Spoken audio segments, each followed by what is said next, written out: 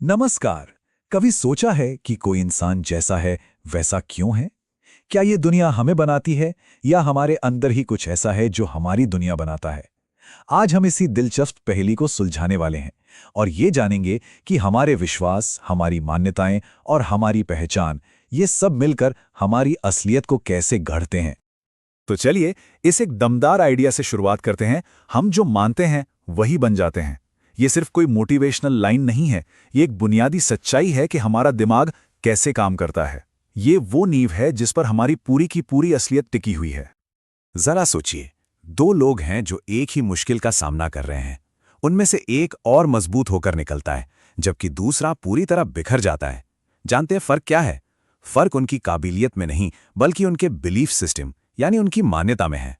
यही वो अनदेखी ताकत है जो तय करती है कि हम मुश्किलों से ऊपर उठेंगे या नीचे गिरेंगे।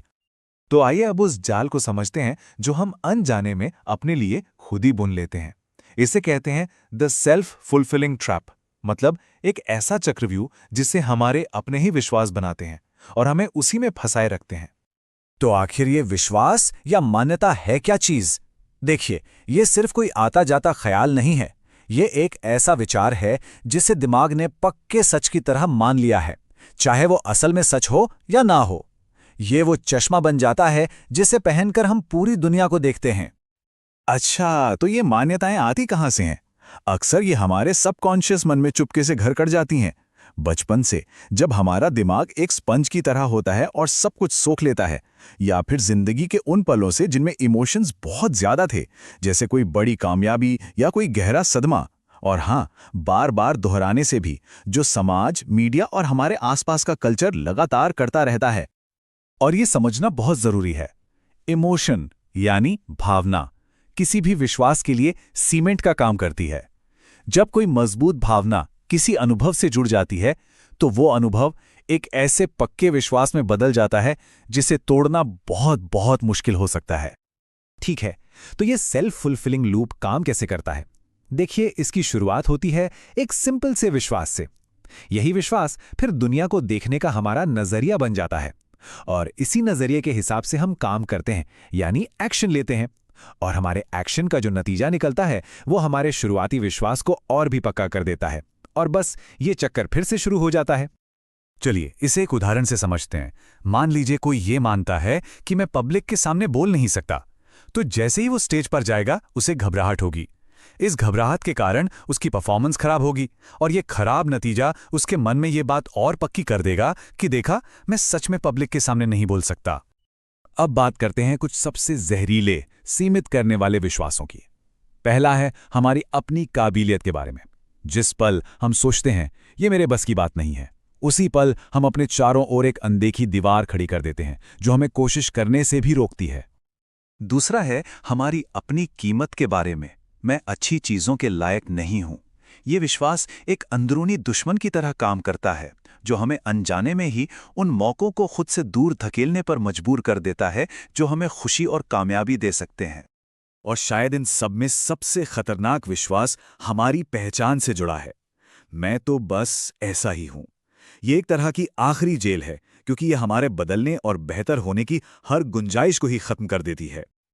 लेकिन रुकिए, ये लड़ाई सिर्फ हमारे अंदर ही नहीं चल रही है। कुछ बाहरी ताकतें भी हैं जो लगातार हमारी पहचान पर कब्जा करने की कोशिश में लगी हैं। चलिए देखते हैं कि ये कैसे होता है। तो ये पहचान आखिर है क्या? ये आपकी नौकरी या आपका स्टेटस नहीं है। ये तो उस गहरे सवाल का जवाब है, मैं कौन हूं? ये वो कहानी है जो हमारा मन हमें हमारे बारे में सुनाता है। अब यहां पर चीजें बहुत दिलचस्प हो जाती हैं।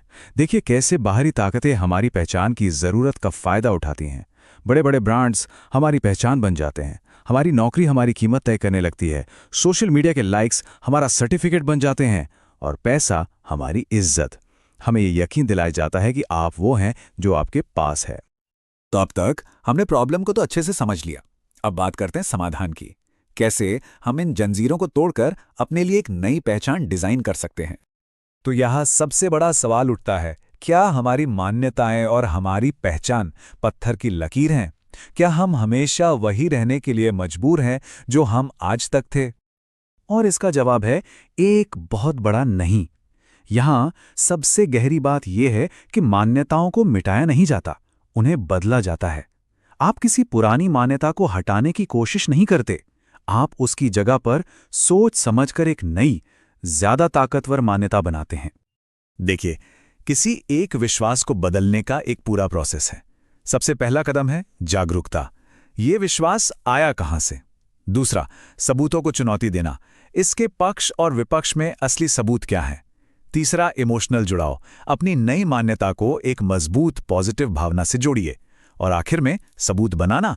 छोटे छोटे कदम उठाकर नए सबूत बनाइए जो आपकी नई मान्यता को सच साबित करें। और हम इसे एक लेवल और ऊपर ले जा सकते हैं। सिर्फ मान्यताएं ही नहीं, अपनी पूरी पहचान को फिर से डिजाइन कर सकते हैं। ये ऐसे काम करता है। पहले तय करें कि आप कौन बनना चाहते हैं। दूसरा, उस नई पहचान के तौर तरीकों को तय करें। तीसरा, छोटे छोटे कामों के जरिए सबूत इकट्ठा करें जो उस नई पहचान को मजबूत करें। और चौथा, अपने माहौल को ऐसा बनाएं जो आपको सपोर्ट करे, न कि पीछे खींचे। तो अब हम आते हैं सबसे जरूरी हिस्से पर।